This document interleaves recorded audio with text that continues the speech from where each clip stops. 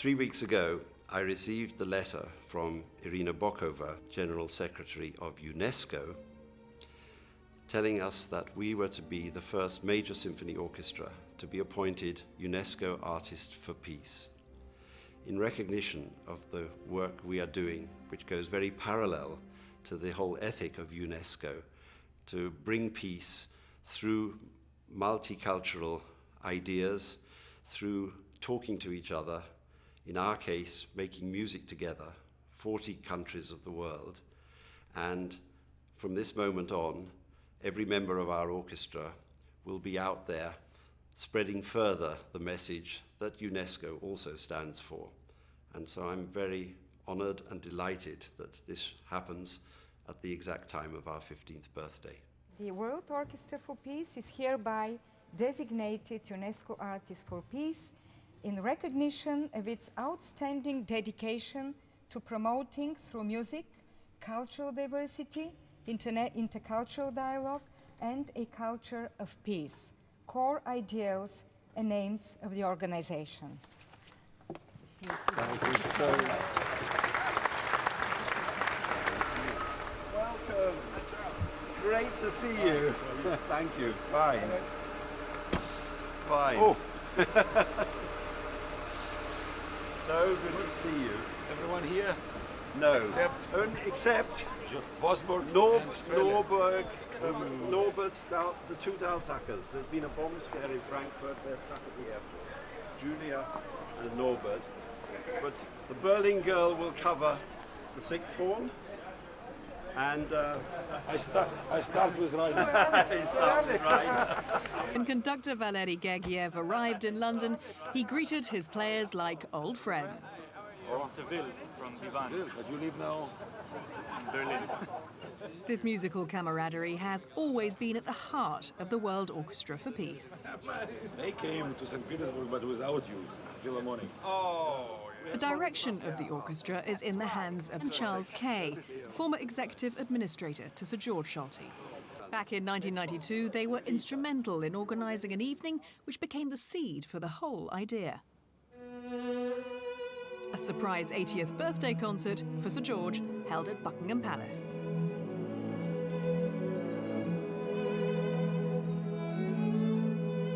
the centerpiece was the Siegfried Idyll. That piece, played by 15 musicians from the 15 orchestras he had conducted in the year of his 80th birthday.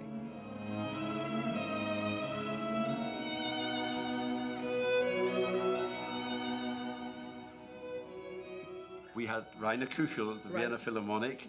We had Sally Pendlebury, Edward van der Spa from the London Symphony Orchestra. Every orchestra that he had conducted. And he was visibly touched by this.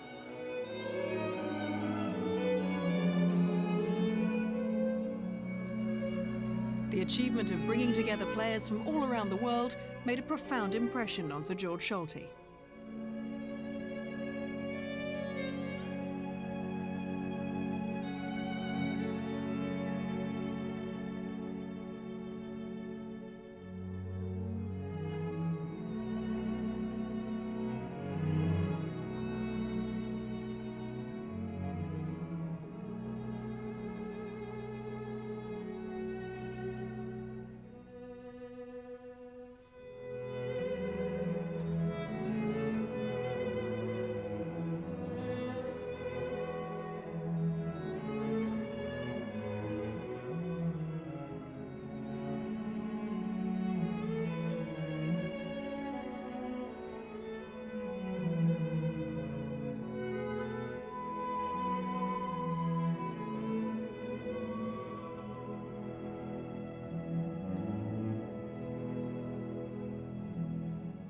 Isn't that amazing that we musicians can produce a united Europe or more? We can produce a united world. Here's Chicago joining us.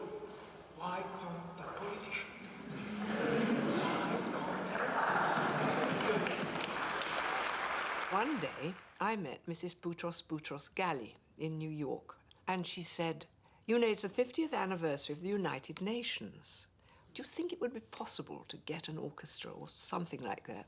And so that was the idea of getting orchestral players from all over the world to play together. I made a list of players. I made 1, 2, 3, 4, 5, thinking the first one come, the second one come. All the ones accepted, all of you.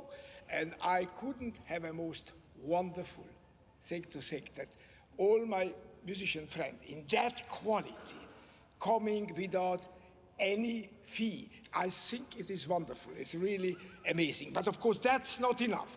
We must make also amazing music. Now let's go.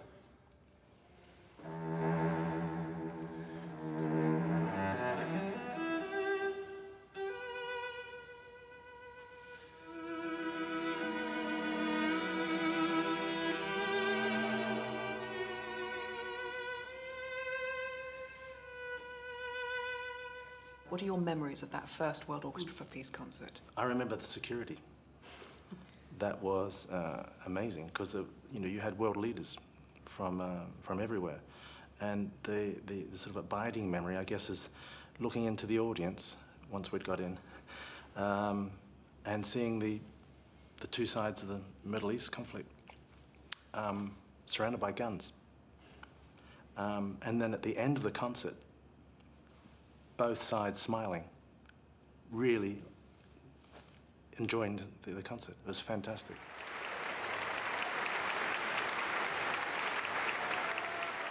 I remember meeting lots of colleagues from all over the world, and and playing with them for the first time, and it was quite easy, you know.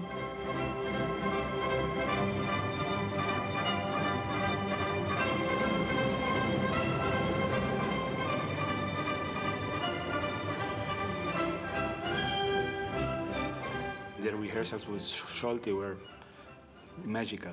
He was very special, of course. And the concert went so well that every one of us thought, I hope this is not the last one.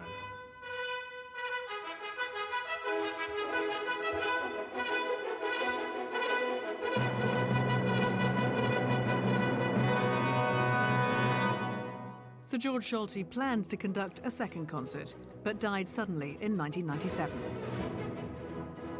The mantle passed to another dynamic conductor, Gergiev.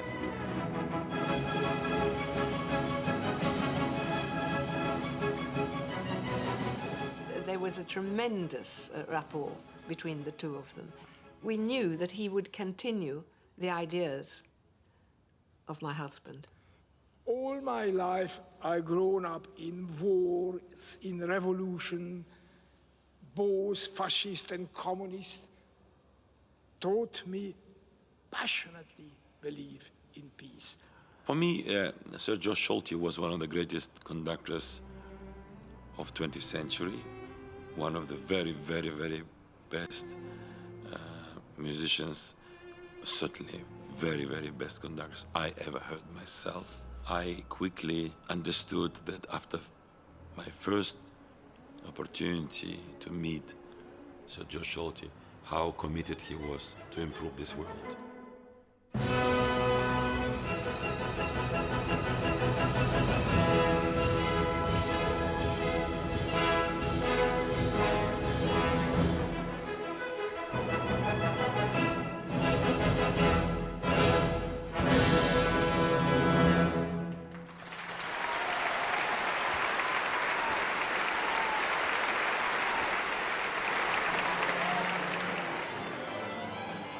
The spirit of music making here with this group of musicians is always exceptionally human. No one has to do it. We all come together because we expect to enjoy it as much as we did before. We love it, obviously, and everyone thinks that it's something you don't want to exclude from your life. And that makes it very precious, these 3, 4, 5 days we spend together every year.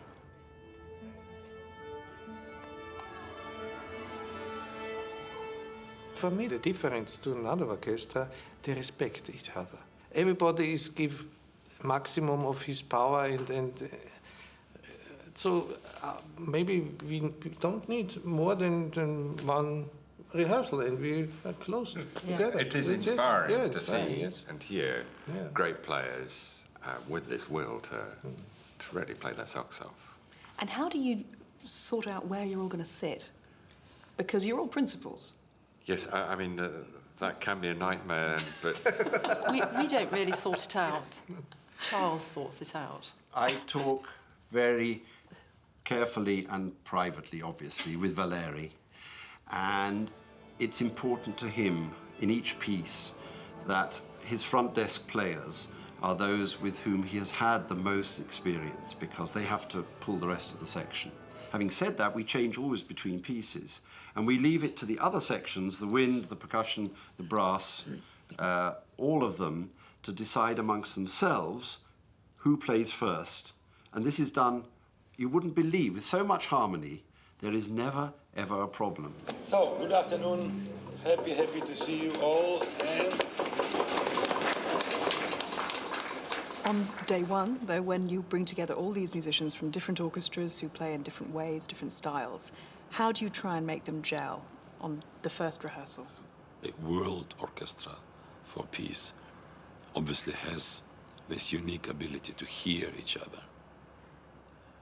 All together, the orchestra and each individual has this blessing, you know. It is terribly exciting to spend 1 hour just quietly, not even talking very much, and just playing, and everyone listens.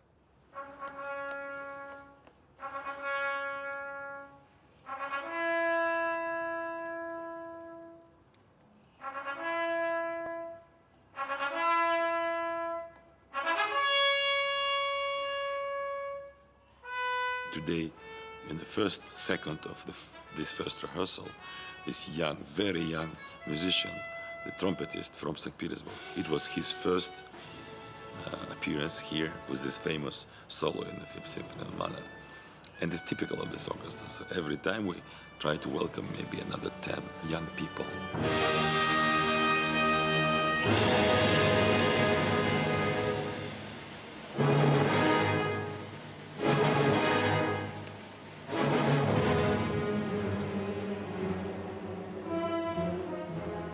You all played under Solti, under Sir Georg Solti, who had a huge personality and then was replaced by somebody else with a huge personality, Valeri Gergiev. Tell me what it's like playing for him. I expected somebody with very tough markings, and he's exactly the opposite. He's a very natural conductor. He used much his hands to do everything, and he has a special way to communicate. imagine you are in the ocean. Sometimes, but sometimes. Maybe this is closer to a little bit rougher waters. You know, your boat is a little bit like this. Not. Let's try it. 301.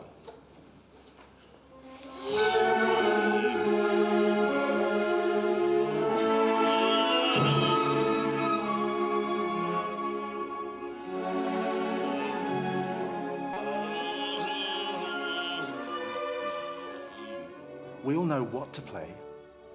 It's a question of when to play it. Yeah. And sometimes you don't always need a physical movement from the conductor to tell you. You use a sixth sense to know when to play sometimes. And when an ensemble of 80, 90 musicians is all doing the same, using their sixth sense, it produces amazing moments, seriously. And you can't conduct those moments. You get out of the way and make those moments happen from within the orchestra. 1 and.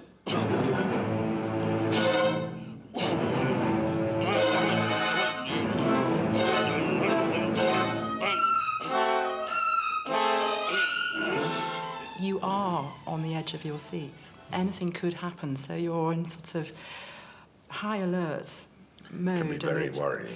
It can be, but it can also, of course, you know, because it can create the most exciting concerts. They said it's like playing with no safety net. They're never quite sure what you're going to do, and so they're really concentrating. Yeah, during the concert, I find it sometimes exciting to not to improvise. When you improvise and you don't prepare the ground for this kind of improvisations, it can be not so pleasant. But I also will sometimes propose something what is rarely being asked of any orchestra. You can push them a little. And yourself. Propose. Yeah, and it is done also on a very, very friendly basis.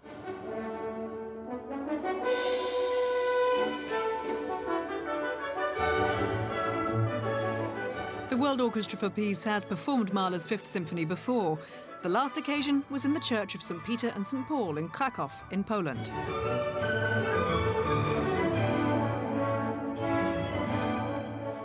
What is it about Mahler 5 particularly that makes it such a popular work? The Fifth Symphony has this perfect balance between power and dreamy, lyrical, or even maybe very sensitive world.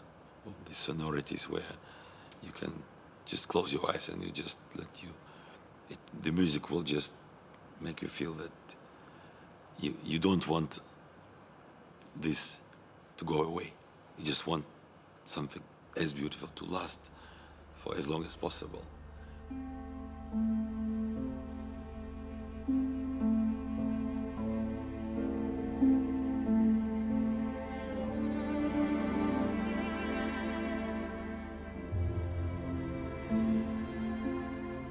The concert in Krakow marked the 70th anniversary of the declaration of World War II and was dedicated to the millions of Poles who died in the war. But while no one denies the emotional power of music, can it really have any political force?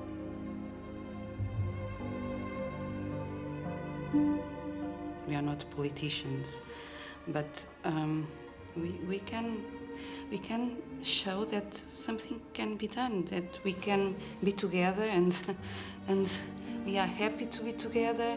We can play together. We can talk. I can listen to him, listen to Pablo, and and that's what they should do.